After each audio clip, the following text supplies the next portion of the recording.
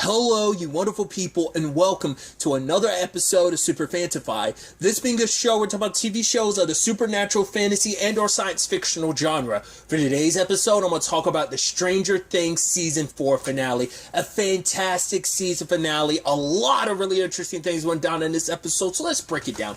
Now, first and foremost, I'm going to talk about something kind of a little on topic of the episode, a little off topic. I think it's so interesting. At the very end of the episode, the credits. There was no, obviously I was kind of wondering, like, okay, since the credits kept going, I'm like, is there going to be like a mid-credit stinger or a post-credit stinger? Because if I remember correctly, the Russia thing was a mid-credit stinger, if I remember correctly, from last season. But regardless, it kept going the entire time through. Like, this is the only time I've ever seen Netflix play the credits without being like, oh, do you want to go watch something else, yada, yada, yada. I wonder, is that because of just... I would assume because, episodes 8 and 9, to my understanding, the reason why they split this season up the way they did is because they needed more time for the special effects to be finished for 8 and 9. So I think that's probably them, because there was a long list of special effects people, understandable. So I think they wanted to be like, everyone deserves their shine, so like, don't let anyone skip past it,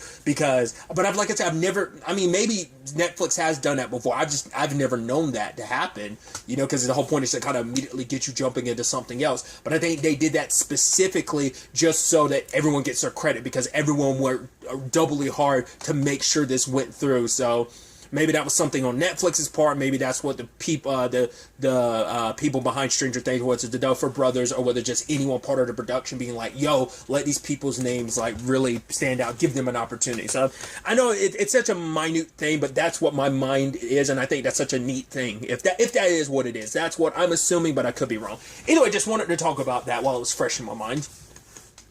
Getting into this episode.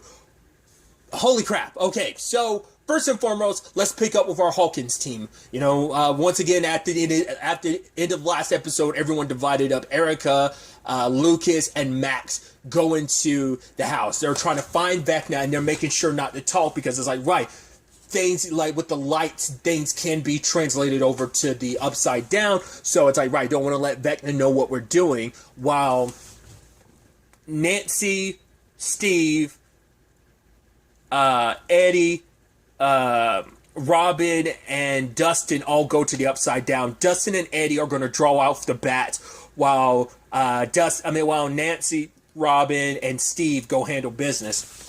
And I love that Steve's like, yo, don't be a hero. And they're like, yeah, no, that's more your type. It's like, yeah, look at us. Do we look like the hero types to you, Steve? But it's like, yo, go make him pay for everything.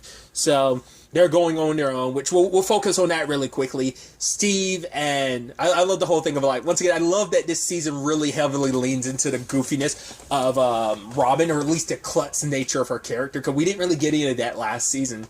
But it's like, yeah, she's a bit of a klutz, right? But Steve ended up talking a little more with Nancy, thanking her. It's like, right, if you hadn't basically knocked me aside the head 2 years ago, who knows, I would have still kept being that person I was. He's like, yeah, I'm this and that, but he's like, I also realize I'm a bit of an idiot. And it's like, he recognizes he's become a better person because of Nancy. And even saying, like, who knows how different he would have been if it was some other girl at the time. And he's like, who I am now, if you and me had, like, met now, would we have worked, Because he ends up telling Nancy, when he's dreaming of seeing a country with his 6 nuggets, his children, the person he saw along with him was Nancy. And he's not, like, they never had an opportunity to finish that conversation, but, because neither one, like, Nancy's felt it, just as, like, things between her and Jonathan have kind of, and it's such an interesting thing, because, like, right, the inverse of this is the inverse of what happened from season 1 to season 2 between, like, her and Steve to her and Jonathan, and now once again the inverse has happened now. Jonathan, from her to Jonathan to her and Steve, and the complicated feelings all around. The distance keeping them separated, and realizing, like, right, Steve isn't the same guy he was, and just because things are changing between her and Jonathan, and she sees who Steve is, but nevertheless. Robin interrupts the moment, so they go and they're waiting for their time. And so I love that little moment between Max and Lucas, and I think it's so good, but obviously Vecna is not paying her any attention, so she eventually tries to draw him out by opening up. It's like, right, you said before that I want my brother dead, and I tried to deny it, but you weren't making that up. You were telling the truth, because Billy made my life a living hell, and so I went to bed at night praying that he would die, like die in a car crash in that stupid car of his. And she's saying that even so, there's even a part of her that's like, that's why I didn't rush to help him, because there was a part of me wondering, does Billy deserve to live after everything? And so that's the complex feelings of like, right, he was the way, and that's a sad thing, because we know Billy's a byproduct of their father. Like their father's constant abuse is what made him into that, you know? And so she never really got to know Billy before all that. She met Billy after all of that. And so the sad thing is, Max is wondering, like, you know, it's a complex feeling, and yeah, you feel bad because Billy tried to do the right thing in the end. Just when you thought, like, oh, does he really deserve it? But he protected 11. He tried to do the right thing in the end. And so she's like, ever since he died, there's been a part of her wishing that something bad would happen to her. She believes she should die, you know, so that's why I think it probably made it even, you know, it's like, right, because Vecna, you probably have access to all my dark thoughts. And so she started opening herself up, hoping that it would lure Vecna in, and it does. So Vecna comes after her, but at the same time, the California crew, it's like they're trying to make their way back to Hawkins, but they won't be able to make it in time. So 11 gets an idea of, like, based on last season when she ended up trying to find the Mind Flayer and ended up finding Billy, but ended up going into one of Billy's memories. She plans to do the same thing. She's going to, Vecna is going to go inside of Max's mind. She plans to go inside of Max's mind and backtrack that to Vecna, number one. So that's the plan. And your boy Argyle comes through. They go to a pizza place, needed a bath. They took the freezer, dumped a whole bunch of salt in it. So Mike and her are about to have their conversation until Argyle interrupts with pepperoni on pizza. And obviously Will is, you know, shaken by the whole thing, and Jonathan talks to him. He's like, yo, like, I get it, I haven't really been there, I haven't been around, I've, you know, spent some of that time stoned, but he's like, yo, that was me dealing with my own shit, that had nothing to do with you. I love you, you're my brother. If you know, because he's like, I missed us, like, we used to be so tight, but I think after season 2, like, I mean, after season 3, like, after this move and everything, he was so busy dealing with his own stuff, he wasn't there to help Jonathan. I mean, he wasn't there to help Will. So he's like, if you ever need anything, I'm here for you because I love you. Like, nothing is ever going to change that, you know? And then Will's like, yeah, the same thing too, and tearing up and them hugging. I thought that was a beautiful moment between them, and I'm glad there's that reconciliation. But it also, it's nice for Will to know, like, yeah, like, because Jonathan knows, like, he has some inkling, and he wants Will to feel comfortable. It's like, you can tell me anything. Like, I will always love you. I will always have your back. I will always support you. So they do the BAP situation, and 11 finds her way to Max and tries to follow Max, and she ends up going into one of Max's memories. It's like her skating when she was younger. The broken arm thing, later on when it happened, I was like, oh, like, you know, jumping around a little bit when her arm breaks early, I was like, oh, like, that was supposed to be a little foreshadowing, maybe to some extent, but also showing, like, right, Max has kind of had her own complicated situations as well. But it does seem like the memory that Max ended up choosing was, in fact, the dance. That's probably, like she said, that was like her happiest moment. I do love that Dream a Little Dream. Obviously, it's significant to Vecna, but I love that song has been so prominent, not just in this, you know, not really a spoiler, but it's prominent, and not prominent, but it's make a few appearances in The Boys. So I think that's just kind of, I mean, it's a lovely song, and it's not like they're the first to use it, but I feel like it's just so interesting that two shows kind of roughly happening around the same time would be making use of that song. But I mean, yeah, it's a really great song, which I had no idea, like, Louis Armstrong was on that song until, like, I was reading the subtitle and hearing his voice. I was like, oh, I had no idea, because I've never heard the full song. I've only heard, like, the chorus. Then you got the squad in Russia doing their thing because Yuri is screwing around and trying to make it so that the I guess he thinks that if he helps capture everyone again, it'll be fine. It'll clear everything up. I mean, it kind of doesn't matter because like literally everyone at that facility or prison ends up getting murdered later on. But I guess he was hoping some other Russian officials or people would come along. Either way, he was just biding his time. And they knew he was messing with them, but they're out of time now because they ended up calling Owens and finally get called by his right-hand person who informed him about everything, which is sad because it happened at the moment like Joyce and Hopper were, doing their thing because he was talking about their date. And she's like, wait, were you really just dreaming about the food? He's like, I've been eating nothing but like molded bread and maggots and all this. So yes, you can't sue me for thinking about lasagna and all the other stuff. But it's like, yeah, they kind of get into their sexy time mode, but nope. That kind of immediately gets dealt with when it's like, oh, everything that's going on. And they know that Elle's in the middle of all of this. They know the kids are in the middle of this. So, but then they piece it together. The particles they saw last episode, it's like that has to be a piece of the Upside Down. It has to be a piece of this because all of it is a hive mind. If we can like disrupt that, maybe we can give Elle and the others a chance. And I love that this basically became a war on three fronts. Like, obviously, the Hawkins crew is doing their thing. Eleven's doing her thing. The Russia crew's doing their thing. They're all attacking the same problem just from multiple points. I mean, just like every other show. I mean, every other season has basically been that. But usually they come together in the end to face the problem together. But this is them divided because they're all so vastly separated from each other. They're all hitting it from the angles that they can hit it from. So they go back to the prison. Turns out everyone's pretty much dead. But because of that hive mind, mentality, like I said, they go back into the prison. And obviously you have Hopper wanting to be the bait, which immediately, dealing with a demodog, all Joyce can think about is Bob. It's like, well, no, we've been through this before. But he's like, no, like, it's going to be okay. He's like, I'm going to die someday, but not today.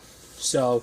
But it's like, yeah, of course this would trigger that in her, especially because last season they went back inside of the facility in Hawkins for the first time since Bob's death. So obviously she lost someone else she cared about before to all of this. And also she thought she lost Hopper, but just got him back just to potentially lose him again. Luckily she came through in the end with that taser because it's like, right, she couldn't do anything for Bob, but she made sure she could do something for Hopper to make sure he comes out of this alive. So there's that whole situation. And I figured just because the way they've set his character up, of course, God, I'm blanking on his name now. I almost want to say Chad, but I know it's not Chad. He is a full-blown Chad, but he's not a Chad. I'm trying to think of his name. Jason, that's it. I knew Jason was going to be an issue. Holy crap, did his home dude going after Erica tackling her like that and stuff like that. He's like, be careful, stop before I break your arm. It's like, that's a middle schooler you're saying that to. It's like, man.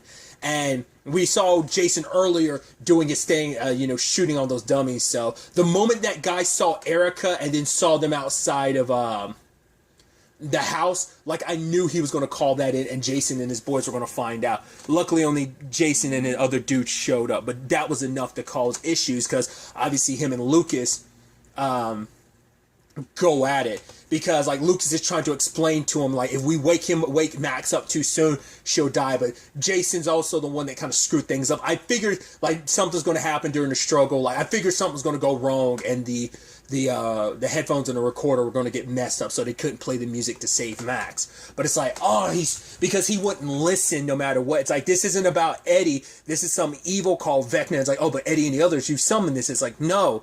It's like, then why was Chrissy at Eddie's? It's like, to buy drugs. He's like, shut up. It's like, Chrissy was seeing stuff, and she turned to Eddie, and she just, because she was going out alone, she was scared. She didn't know but he's like, yeah, but Chrissy, she would have turned to me, so I know you're lying. And just for Lucas, it's just like, I wanted so badly to be like you, to be popular, to once again not be the weirdo anymore, to be normal. But now he realizes like I'd rather be the weirdo me than normal, who's a social, which normal looks like a sociopath like you. I mean, Jason is literally waving around a gun. He doesn't know, like he thinks he knows what's what. But once again, it's just the hysteria of just the world about how they feel about D&D, how he views the club. You know, it's just like everything lines up the point towards Eddie, but you know, Jason wasn't willing to listen anymore. So it's like, you know, he's like, I should have never opened that door for you. And Luke, like, you know, kind of welcomes you amongst us. And Lucas is like, I should have never knocked. Like, this probably, who knows where things could have been if he hadn't tried to become popular.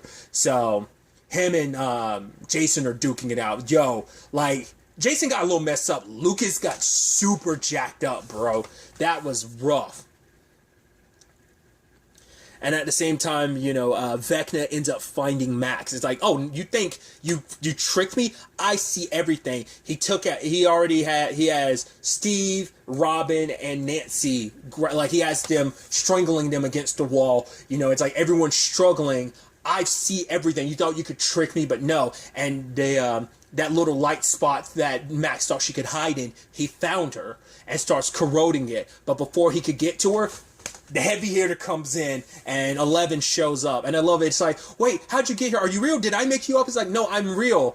I piggybacked in a pizza dough freezer. Max is like, what? It's like, you had to be there, Max. It makes perfect sense, you know? But then, like, her and Vecna go at it. But obviously, you know, and sadly, like her dad said, her papa, you know, Brenner said, she wasn't ready, and she wasn't. Because he's been at this a little bit longer, plus every kill has just made him that much stronger. So they go toe to toe, and I love it. She's like, don't make me stop. You touch her again, I'm going to kill you again. He's like, oh, you thought you killed me? You didn't. He's like, I thought you did send me to death, but instead you took me to a world I never experienced before. And I think it's so interesting because we got to see parts of the Upside Down we've seen, like the vast waste. I mean, I'm sure like the Upside Down is a mirror version of the entire world, so that must be like a very like mountainous region he must have landed in. So it wasn't just like, Upside Down Hawkins that he made. I mean, not unless the Upside Down was completely because I was like, not unless he's the reason why it looks the way it does. Because he was in the labs in Hawkins when that all went down. So it begs the question, like, why was he in it? Like, did he just happen? Because I guess it wasn't a one-for-one, like, oh, I'm going to send you to the upside down version of this. It's just like, I threw you into the upside down and you landed in a random spot. Because the way he talks about it, he explored that. So it's a vast world that we've only seen the Hawkins version of. And so, like I said, seeing it being a wasteland, we even see a Demodog or a Demogorgon in the background. So it's interesting. And since we're on that subject, we really get to lean in to find out that he's not serving a master. He is the master because he is the Mind Flayer. I thought that was a beautiful, like, reveal. I love how they've done that, like, reveal more and more about the character. First, the reveal of, like, oh, you are 001. But, like I said, I had that feeling that's the direction that was going, but the real twist for me was, like, oh, finding out he was Henry. You know, so that was interesting. Now finding out there is no Mind Flayer. He is the Mind Flayer. He found the particles there in the Upside Down and he made them. And it makes sense too. The Mind Flayer is basically a giant, like, ethereal kind of spider because he looked at spiders as kind of this perfect representation of a predator. So he created something like that. So everything over the course of this series has been him. He's been the big bad the entire time. They just weren't aware of it. They thought the Mind Flayer was at the top of all this. They thought Vecna was just the Mind Flayer's slave or like a henchman. It's like, no, he is the Mind Flayer. Like I think it's just that is kind of like, once again, he created the representation of a predator. He amassed all that power and he gave it this form. I guess he needed something to represent that, to be an extension of his power, to be a representation of the predator that he always wanted to be.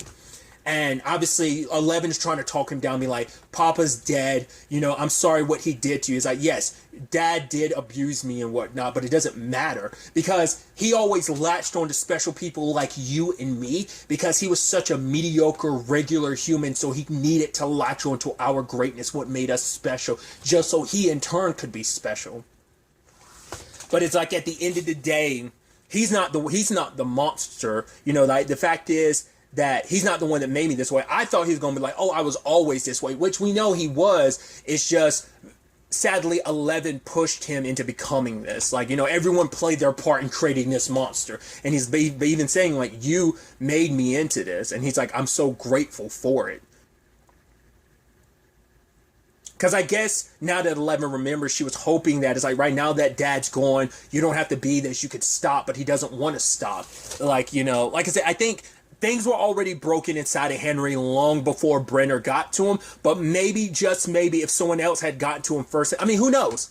Because he was kind of an outsider in his family, but if 11 had gotten to him before Brenner had done what he did, but because Brenner had him a lot longer than the others, because he was older than the other kids, that the other numbers, he's been there the longest, so Brenner had more time to abuse him and like break his mind and break him,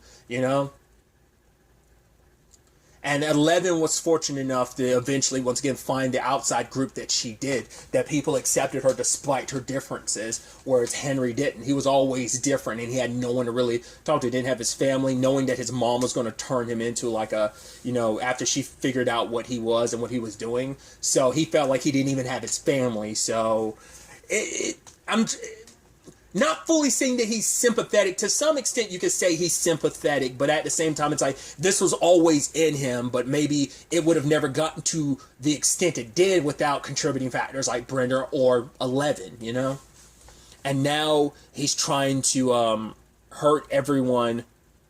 He's going to make 11 watch. It's not only killing Max, because her being the final sacrifice to burn Hawkins to the ground.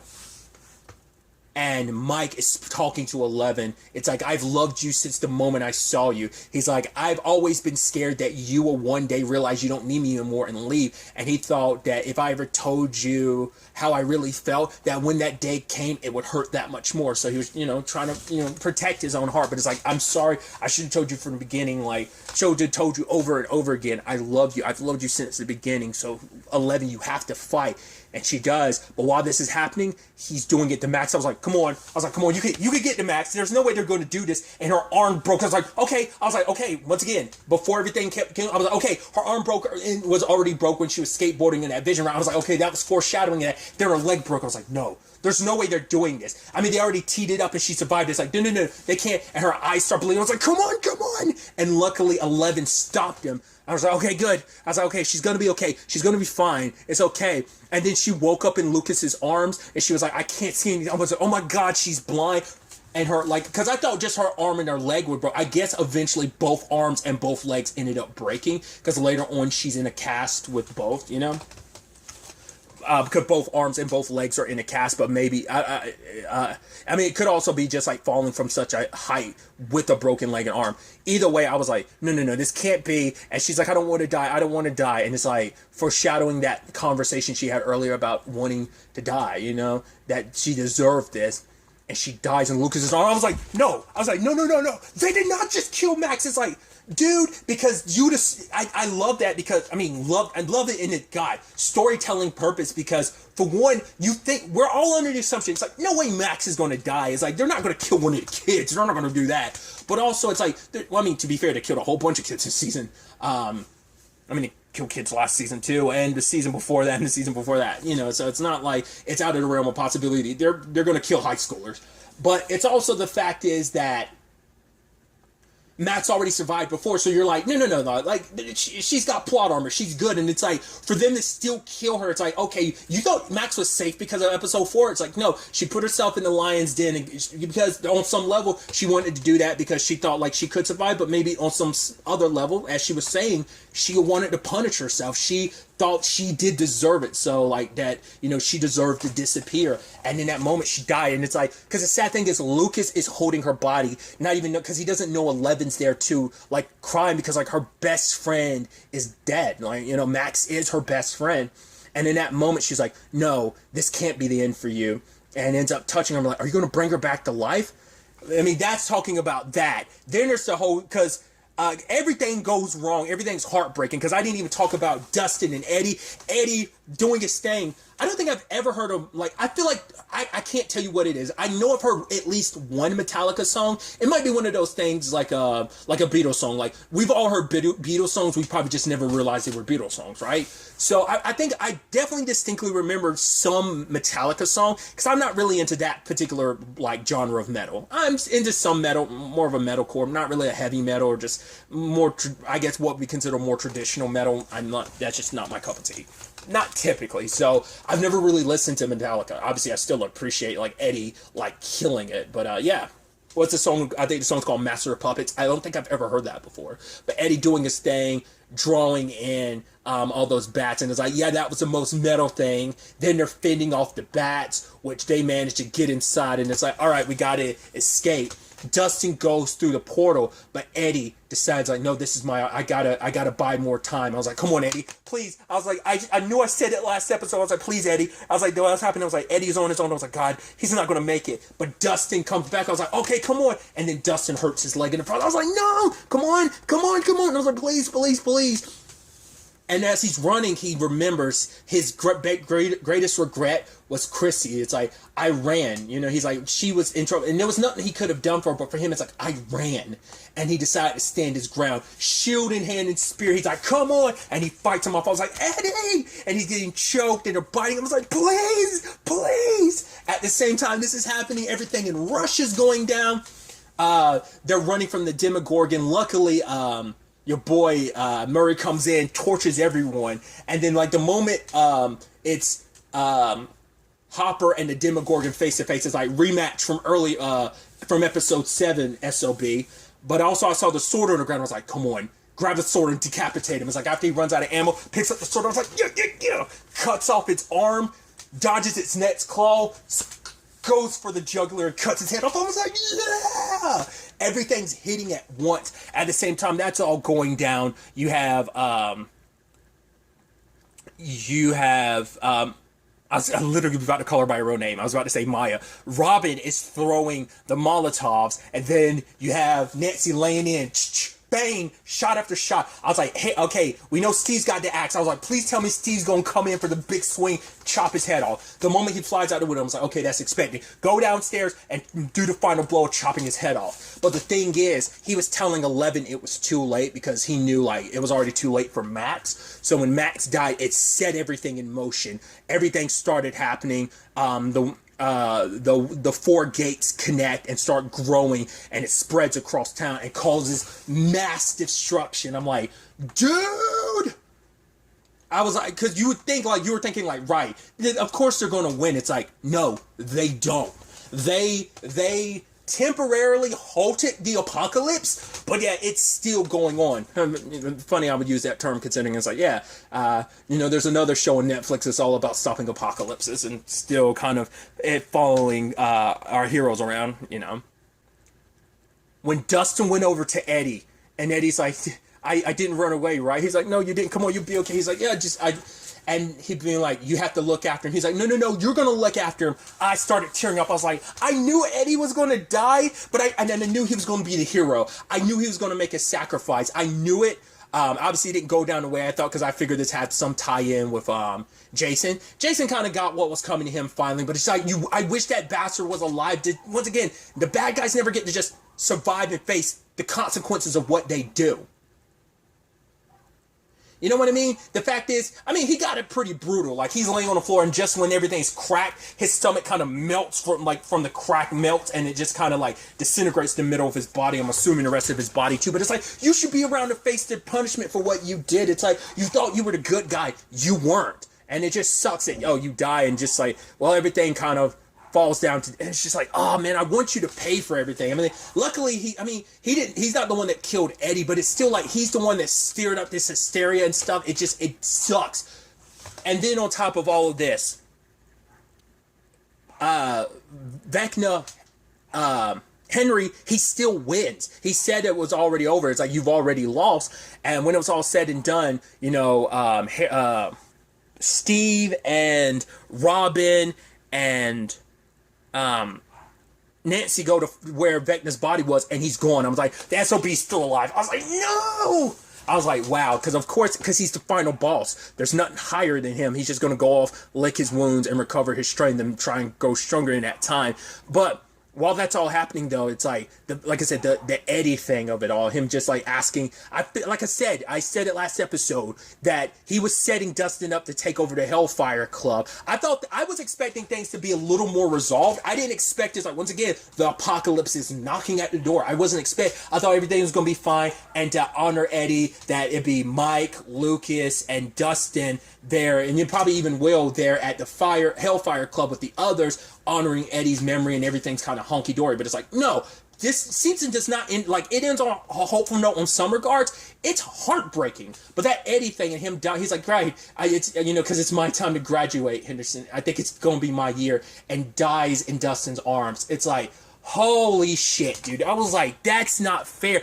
That's traumatic, dude. Like, they've seen people die. They know people have died. But for him to die in Dustin's arms like that is horrendous. The time the time they spent together this season. I was like, yeah, introduce that character just to... Hell, Billy got 2 seasons before he died. And that's the most heartbreaking thing, too. Not only did we only get 1 season with Eddie, they made sure you fall in love with Eddie because you got to learn about what a goofball he is and what kind of person he is. Billy was kind of a piece of shit, tried to do the right thing in the end. Eddie was the good guy all along. He was such a great dude, and you're just like, no! And then, after that, that's when they hit you with a Max thing, too. You're like, no, this can't be happening. There's no way you're doing a double whammy on me. You can't kill Eddie and then kill Max. It's like, no, this can't be happening. I'm like, no! I was like, please don't do this to me. Because I was nervous going into this finale. I'm like, somebody's not walking out of this season alive.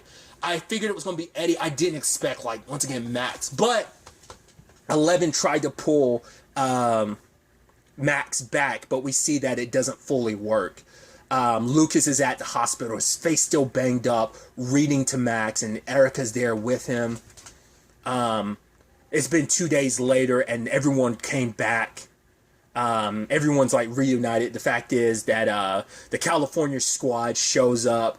And I love Mike's mom being like, you're not even going off to college anymore. You're going to stay right here. And I'm like, of course she'd say that, like, after everything. I even love that their dad is just so, like, okay, the media is kind of turned into the tabloids. I was like, yes, that's a modern day line written in there, but I'm sure that was even a conversation back then about the news becoming pretty much the tabloids, because they're like, yeah, there's because everyone's still blaming it on Eddie.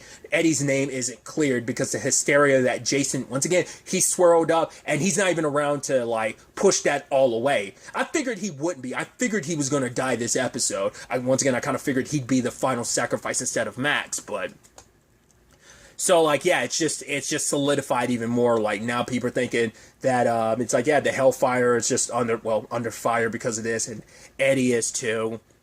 But, everyone's doing their part to help out, just like, everyone going to visit, Lucas and Will, and Mike, and even, once again, I even love that, like, who does he hug? He hugs 11, too. It's like, it's just funny to think about, like, yeah, of course they're all tight, but it's still just kind of nice interesting to remember. Lucas was the biggest distruster of 11 at the beginning, and to look at where they are. And the heartbreaking thing is, because 11 didn't tell them this, but she tried to go inside of Max's mind to find her, but it was dark. So it's like, because the doctors don't even think Max will ever wake up. And 11 tried to go in there. It's like, yeah, Max is alive, but her consciousness is gone. Like, so either, like, her soul is gone or just, like, she's moved on. But it's like, that's just kind of potentially, like, an effed up thing to say, but an empty husk, maybe? I don't know. Or at the very least, like, that spark needs to be lit to kind of bring her back. But for now, it seems like she's gone. And it's just like, that's what 11's struggling with the most, because she hasn't told anyone else about that, But that's also the guilty, like, Mike and Will are talking about it, too. It's like, Mike's like, Brenner said that she wasn't ready, and now she's wondering if she wasn't. But Will's like, no, if she hadn't came back when she did, Max would be dead. Like, she did save the day, even if she wasn't ready. But Will now knows, he's like, no, Vecna isn't gone. He's like, now I can put a name to it. But now he's back in Hawkins. He's like, I can feel it. What he wanted before, I can feel it now. He's still alive. We have to kill him. It's like, yeah, this is it, ladies and gentlemen. We're entering the end game.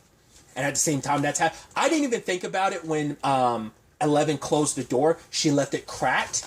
Because it's not until she ran into Hopper and hugged him And she's like, I left it open 3 inches. He's like, I know. And she's like, you've gotten so, and he's like, not fat. And it's just like, she's like, with your hair. And he's like, your hair. You know, he's like, yeah, I kind of stole your look a little bit. And, you know, it's just like, at least there's some happiness all around with this, you know? That's the silver lining to some extent. Obviously, Robin, Nancy, Dustin, and, well, no, it was Robin, Dustin, and Steve are helping out at the center is the school. Everyone's gathered around, missing board, because like they're saying like 22 people were presumed dead. There's so many people injured, and there's a whole bunch of people missing, so that number's on the rise. It's like, let's not forget, there was 30 plus bodies dropped the last season. 30-ish of those died because of the fire at the mall, but becoming the fleshy body for the Mind Flayer Vecna. So that plus any people that died in the hospital in season 3, so that's why, because there was a lot of people from the newspaper that Jonathan and Nancy worked at who died as well. At least 2 that we're aware of. So who knows how many others might have as well. But yeah, there was like 30 plus bodies that dropped last season, potentially more with the mass like casualties and destruction that was caused. You add in Eddie, you add in the 3 that were already Chrissy, Fred, and that other dude that were already killed. You add in Jason, you add in Eddie. Like, that's 5 right there. Plus any missing people. And to me, what really broke me, like, I was snotty and tearing. That scene between Dustin and Eddie's uncle. Because Eddie's uncle goes over and pulls out a poster that's got, like, the satanic star on it, being like, yeah, like, once again, Eddie being evil. And his uncle was almost like, I don't want to even talk right now, kid. I got to try and find my nephew. Because he just assumed, like, okay, Dustin's like everyone else thinking the worst. But it's like, no, I was with Eddie when it's like, so where's my nephew? It's like, he's gone. But he tells him, it's like, if only people knew Eddie like I did, they would have loved him. Everyone would have loved him. And Eddie fought. He fought for a town that hated him because that's who Eddie was. Eddie wasn't this bad guy. He was a good guy. He was a hero. Like, that takes a lot to fight for a town that wanted you dead, that hated you, despite all that, you know? And that scene broke me. Tears streaming down my eyes. I was like, well, I am 30 now. And I was like, oh, this is because it was too much. This is too much of a finale that just like, it gut punch after gut punch. And I was already welling up tears already with Eddie. Then the Max thing. And now this, I finally broke down. I couldn't take it. It was too much for me. It's like, oh, God, dude. Once again, families being reunited at least lessens some of that, you know? Joyce reunited with her boys and, you know, her daughter out with 11, you know, and it's like, so it has that silver lining. There's the complications between Jonathan and Nancy. It's like, you know, it's kind of, he's like, yeah, I'm sorry I wasn't here. But she's like, no, I'm glad you weren't. He was like, what? So she's like, no, like, you were there with Mike. And he's like, yeah, I'm glad you were here because if you weren't here, someone had to take charge. I mean, if it wasn't for you, who was going to take charge? Steve? And she's like, no, actually, he's actually kind of grown a lot. And Jonathan's like, yeah, I know. And he's like, are we okay? And she's like, yeah, like, it's just hard. And it's like, yeah, dude, that relationship's very rocky. It's pretty much like Steve and Nancy at the end of season 1. Things are kind of rocky. And, because she even asked, like, oh, did you get your acceptance letter? And she's like, despite, I know everything's kind of crazy right now. And he lies and says, no. He's like, not yet. So it's like, yeah, like, there's still more to go with that. Like, we aren't done with that. And what that, because we didn't really get to see Steve's reaction to Jonathan being back, but notice he's not really around Nancy right now. So I think he's keeping his distance with everything that went down. He is happy for Robin because her and Vicky, which it's Vicky, because last episode I was like, what's her name? Kimberly? I couldn't remember. But they ran into each other, like, making sandwiches and stuff. And it turns out she broke up with her boyfriend because her boyfriend was just kind of very much like, oh, all this craziness going on, like, this isn't how I want to spend my spring break, gotta bounce. But then it was also the situation, she's like, yeah, like, he kind of said that Fast Times had no plot. I should have broke up with him then and there. And she's kind of talking and rambling. She's like, sorry, like, sometimes, like, my mouth talks a little faster than my head. I'm like, oh yeah, Robin understands. And you're like, oh yeah. At the very least, they're starting off friendly. Hopefully something more can happen from there. But I love Steve's watching nearby and smiling. He's happy for his friend, you know? And it's like, yeah, once again, there's some silver linings all around. There's still the whole Will and Mike thing that hasn't fully been resolved either. So, but at the very least, he has Jonathan to talk to about all that. We don't know, because Anatov, I had skipped over it, but I thought it was kind of a powerful conversation that Anatov had with Yuri. He's like, you don't like all the things that the Americans are dealing with. There's a great evil coming that when it's done with their land, it's coming here. So we got to do the right thing for the people here, our families, and Mother Russia. So we have to do the right thing. So Anatov was able, because he kept calling him a coward, and Yuri was like, because he's like, yeah, because he's heard the stories about Yuri being a big time hero until he got to cards and booze. But at the end, he did fix the plane and came and picked everyone up from the prison. So we have no idea where they are, because Murray was being like, oh yeah, like you can make it in Indiana. So you hope that Anatov like probably grabbed his son and moved to Indiana, but they might have stayed in Russia. I mean, everyone at the prison is dead, so word might not have gotten out to like all the head honchos in Russia that Anatov was a traitor. Like, that might be on the down low because everyone who knew is dead now, so it might work in his favor. Or, you know, because you can understand too why Murray would be bringing someone else over too, because it's like, yeah, I got to get someone else to kind of live out that dream for Alexei, the big American dream. Yeah, and then at that moment, while everyone's having their reunions, everything's looking good, ash starts falling down from the sky. You're like, it's happening. They halted it, but the process hasn't stopped. It's continued. That the upside down is bleeding over into this world. And 11 and everyone at the cabin goes and sees the field where the greenery is dying. The upside down is bleeding over into this world, and it is killing all life. And they look out in the distance. It looks like Mount Doom out there. It's like, holy shit, does that look scary? I'm like, dude, this ain't no, oh, we're going to separate next season. It's like, no, everything goes down in Hawking. Once again, as Vecna says it, the beginning of the end, this is the end game. And it's like, what the hell is season 5 going to look like? Holy crap, with that being the ending, it's like, you know, most endings end off with like, you know, yes, there's some, you know, down aspects to it. Like, the closest we got into this was like, maybe season 2, like where we saw the mind flayer on top of the school in the upside down. That's about it. But things have never been this bad before. Like, it's coming undone. Like, everything ends here. This is it, you know? We saw Dr. Owen's right hand, so I'm assuming she's still out and about. But we also can't count out Sullivan. I mean, with everything going on, they still might blame 11, or maybe at the very least they'll be like, no, things will be worse if it wasn't for 11. Who knows what that's going to come. Because the military is there, but I don't know if that's Sullivan's people, that might be Owen's people. Who hasn't, once again, we didn't get to see Owen after last episode. So the question now becomes, what, like I said, what is the structure of season 5 going to look like? Because it's like, right, Hawkins is getting, people are leaving Hawkins, those who are injured, everyone's trying to make, because it means leaving their home and everyone's packing up. It's like, where are they going to go? Like, this isn't, like, it's just being labeled as like a, earthquake, but there's only so much the government can do to cover this up. Because I think next season, the truth is all out there. Everyone's going to find out the truth, and maybe in that way, what happened to Barbara can finally be revealed. What happened to Bob, a lot of the devs, the Mall, Billy, all these devs, and you know, Chrissy, Fred, the other dude, and now we can also clear Eddie's name. Hopefully that could be the end result. But it's like, yo, everyone's gonna get locked and loaded. 11's gonna have to beef up in that time frame. The only person who knew what Brenner had planned was probably him, because probably even Owens doesn't know what Brenner had planned to boost her powers. But even then, it's like, we don't know if they have the time for it. Because Brendan was like, yeah, like, we needed to make sure she was ready. But there was already going to be so much death and destruction already. They at least halted it, but it's still approaching. So I almost feel like, is season 5 going to be shorter? I mean, most things tend to, not always, but a lot of things tend to have a shorter final season.